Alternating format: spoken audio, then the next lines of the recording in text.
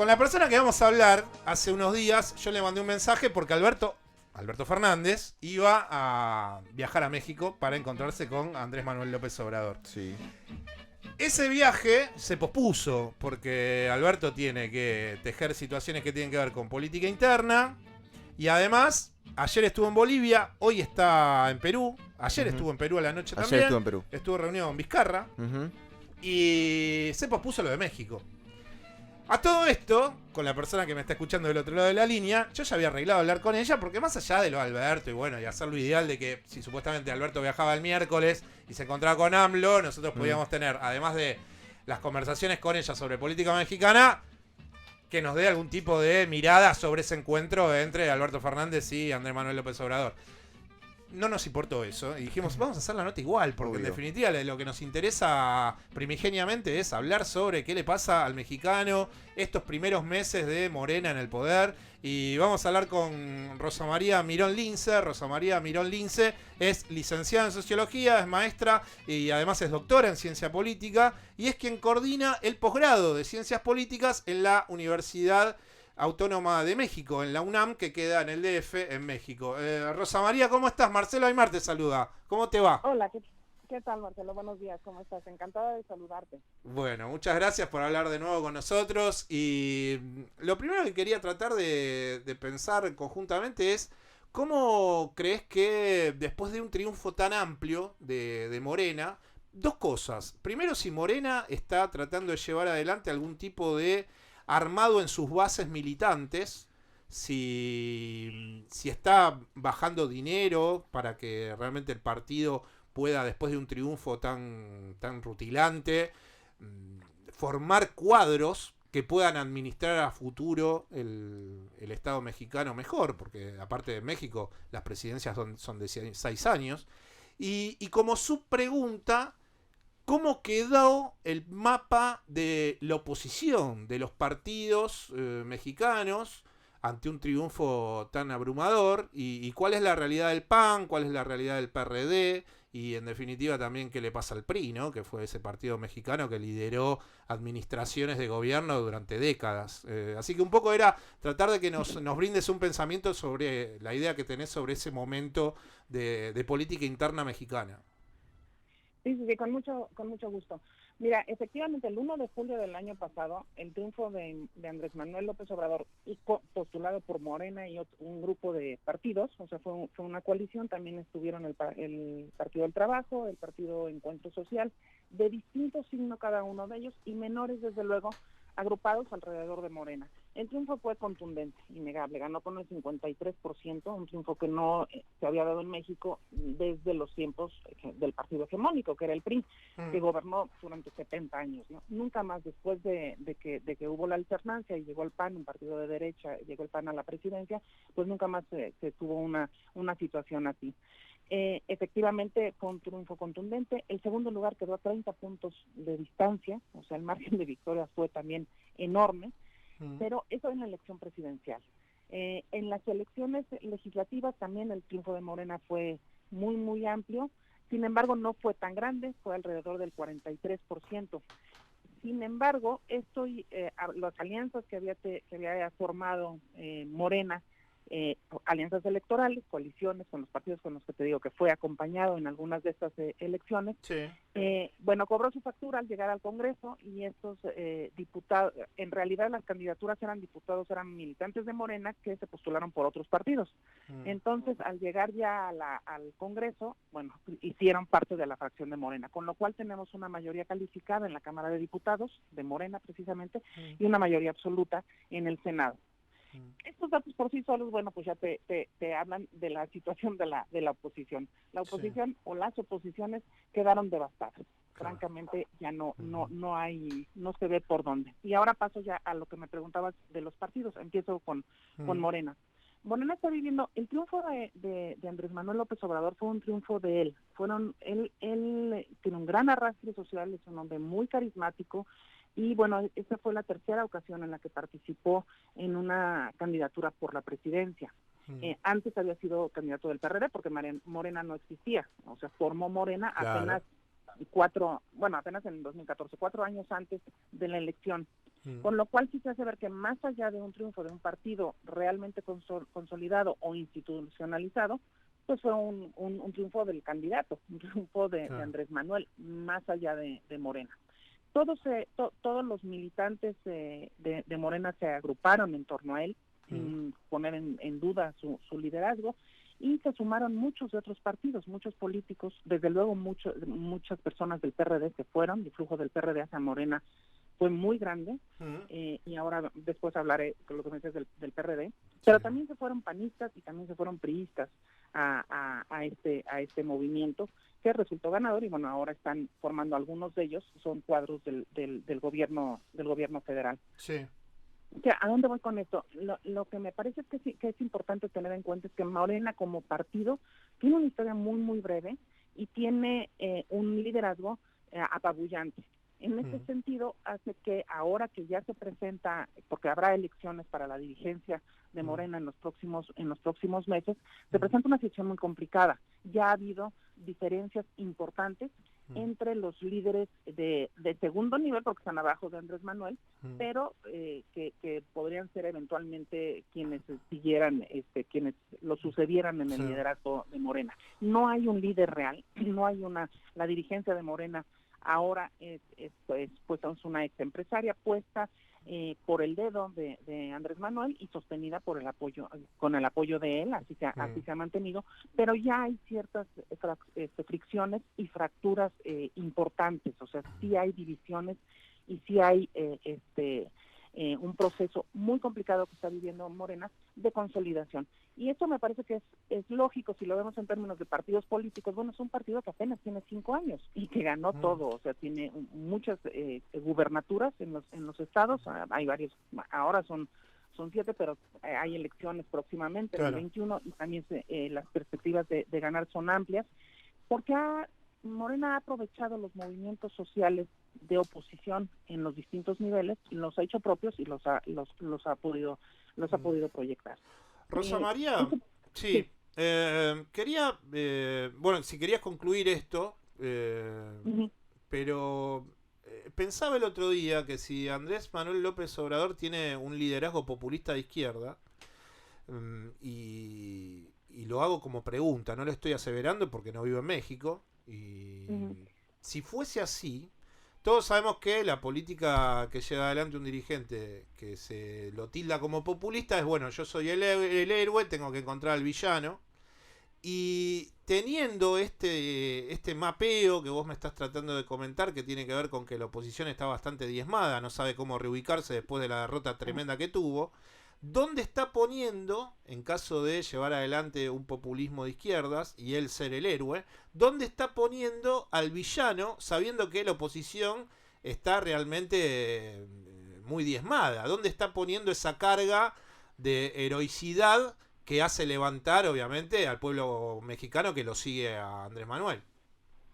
Sí, mira, el malo, el villano de la película es el neoliberalismo, así tan extraño como eso, y ataca de manera abierta, o sea, en sus declaraciones y todo, a los presidentes anteriores, excepto al inmediato anterior, a Peña Nieto. De él no ha hablado nunca nada, nunca lo agrede, dice que respetó las elecciones, y él, a pesar de haber sido un priista, y ha tenido varios deslices, el propio Peña Nieto, con fotos en el extranjero y bueno, con actitudes poco prudentes, diría yo, ¿no? Ahora tiene una relación con una modelo, entonces salen fotografías en los medios, en las redes, con él. La última fue una donde sale el disfrazado de hippie en Nueva York, con los dos, él y su pareja, en fin, este tema, a pesar de que él fue, creo yo, el que personifica uno de los gobiernos más corruptos y más sucios en la política mexicana, pues no es contra él hacia donde se dirigen los ataques. Entonces, bueno, es el malo, el diablo, digamos, es el neoliberalismo y también la corrupción. Entonces vamos a atacar la corrupción. Y nosotros, por principios, así se identifica. Entre manos, nosotros, el equipo de él, somos honrados, somos honestos, y con eso vamos, con el ejemplo, vamos a acabar con la corrupción. Ya están saliendo algunos cuestiones, algunos datos que no resultan funcionales, ¿no? El tema de la inseguridad es un tema muy, muy grave en todo el país.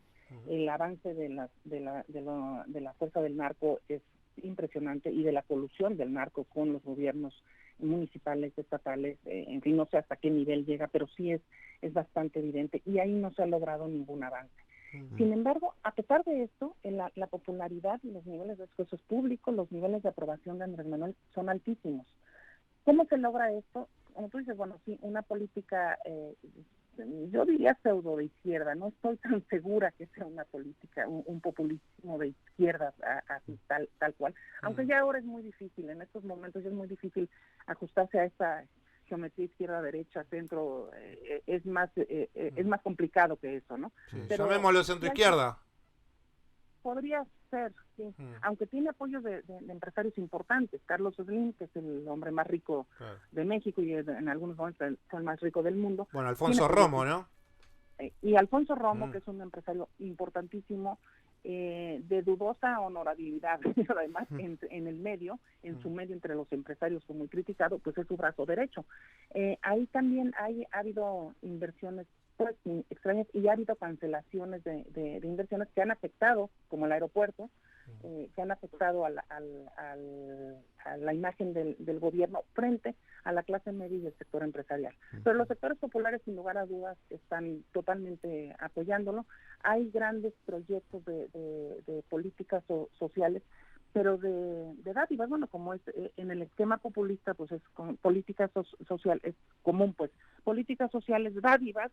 Hay becas para estudiantes que no tienen, para chicos que no tienen que no estudian ni trabajan, hay para madres solteras, para ancianos, para adultos mayores, hay también apoyos, pero al mismo tiempo ha frenado, por otro lado, con el argumento de que es para acabar con la corrupción, ha cerrado muchísimas plazas en el gobierno federal, ha creado un desempleo enorme, que va aumentando día con día, ha quitado apoyos de organismos que funcionaban como intermediarios, estancias infantiles, por ejemplo, las canceló, y ahora dice el dinero se les dará directamente a los padres. Ya no existen las estancias infantiles a donde se pueden llevar a los niños, las madres trabajadoras llevar a los niños, sino se les da directamente el dinero a los padres, y así ha ido quitando intermediarios que resultan, en este momento la gente está muy contenta porque recibe el dinero, pero primero creo que es insostenible a largo plazo, las finanzas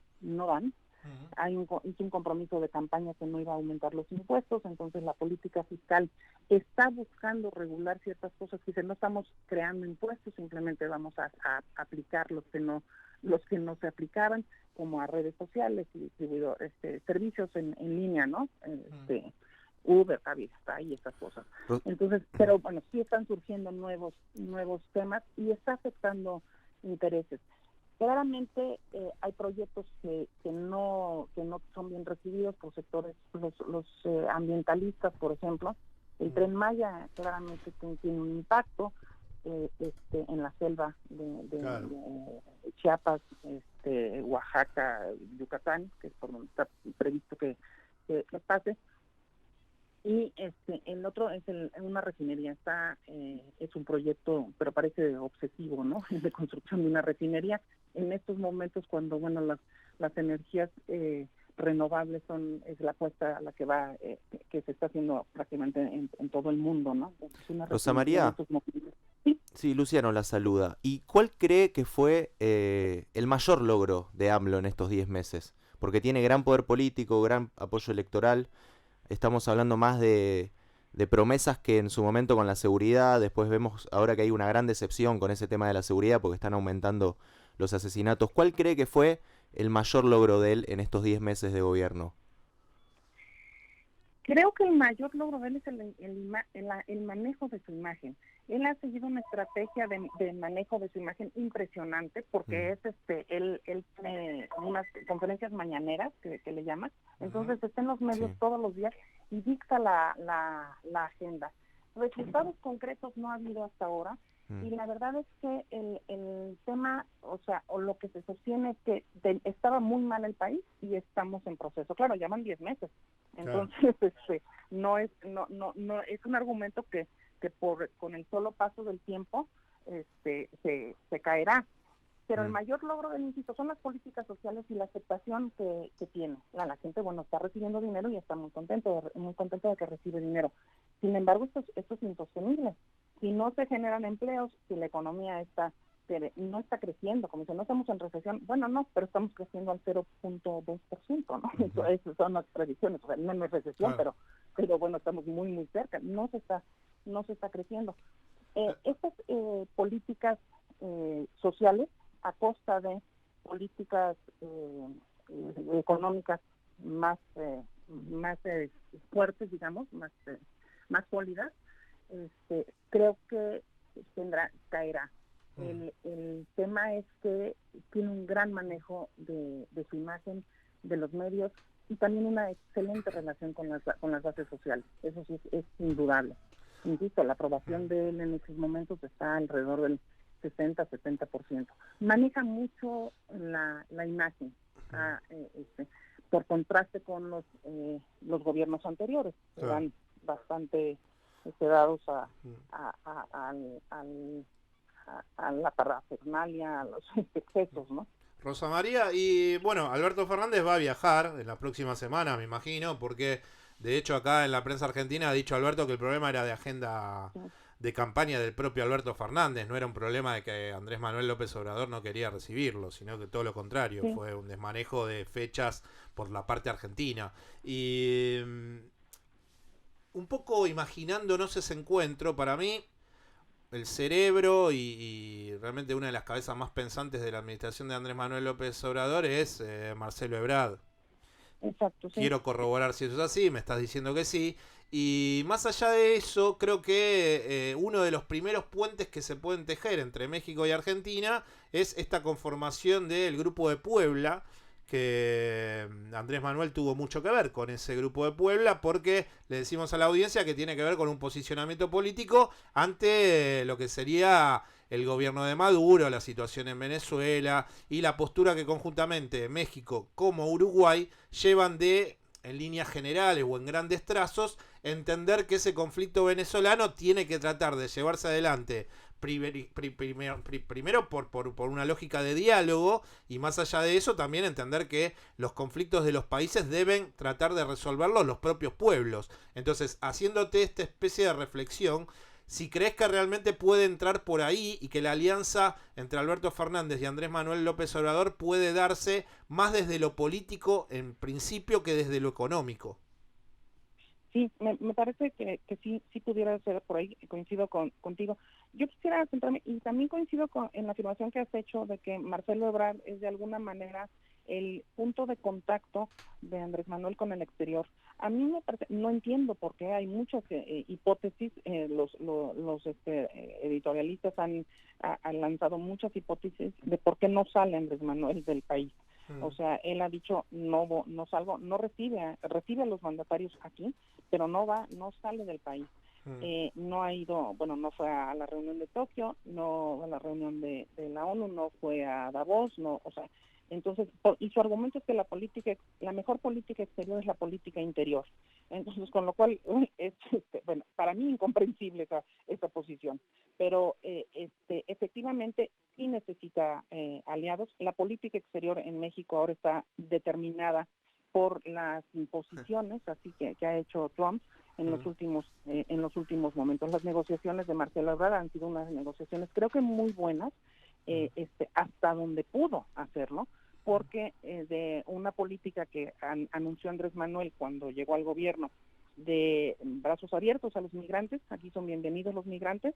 Ahora creó él una Guardia Nacional, que es una instancia militarizada, o sea, una Guardia Civil, perdón, que es Guardia Nacional, se llama militarizada, en realidad con mando militar, y está dedicada a cuidar, y Trump está muy contento y nos está felicitando, a cuidar las fronteras, o sea, básicamente la frontera del sur. Entonces está muy centrado a eso, con lo cual a mí me parece que obliga a México a tener una posición, porque además nos amenazó al país con un aumento de aranceles, Trump, ¿no? Si no se hacía eso. Pero pone muy contra la pared a México en cuanto a la política exterior. Entonces, parece ser lo que dices, la soberanía de Venezuela como una bandera Andrés Manuel cuando tomó posesión. Eso siempre dijo, a ver, Maduro, los venezolanos que resuelvan sus problemas y cada país que resuelva sus problemas, lo cual me parece muy bien. México siempre tuvo esa posición a través de la doctrina Estrada desde principios del siglo pasado. Pues, sí. Pero sin embargo, esto en estos momentos me parece que va a estar matizado por la presencia o el fantasma de Trump que tiene toda la política exterior de Andrés Manuel. Sin lugar a dudas es mucho más hábil que el propio Andrés Manuel, que tiene más conocimiento en este tema, es Marcelo Ebrard. Supongo que él lo resolverá de mejor manera.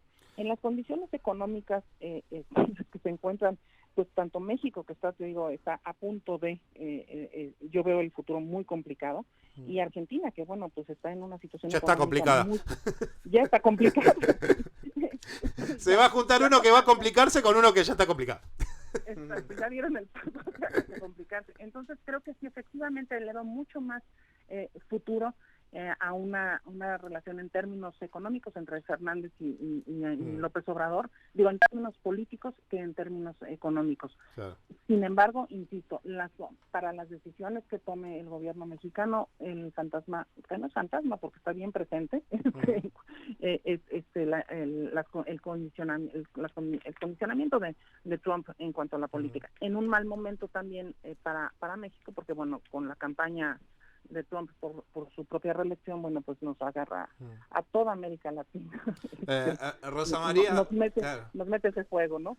Rosa María, te hago una última consulta. Le decimos que, bueno, Marcelo Ebrard es el ministro, el canciller, el ministro de Relaciones Exteriores, y la última pregunta tiene que ver con ¿cómo crees que la prensa o el ciudadano medio mexicano, tus compatriotas, aquellos que viven en el DF, que es una gran ciudad, una enorme ciudad, ¿cuál es la mirada que están bajando de Alberto Fernández? ¿Qué creen que es Alberto Fernández? ¿Cómo se lo está empezando a leer? Mira, en términos generales, así la clase, digamos, los intelectuales, la clase informada sigue con muchísimo interés el proceso, con un cierto desconocimiento también de qué pasó con estas elecciones, que fueron o no fueron. Entonces, las primarias, ¿no?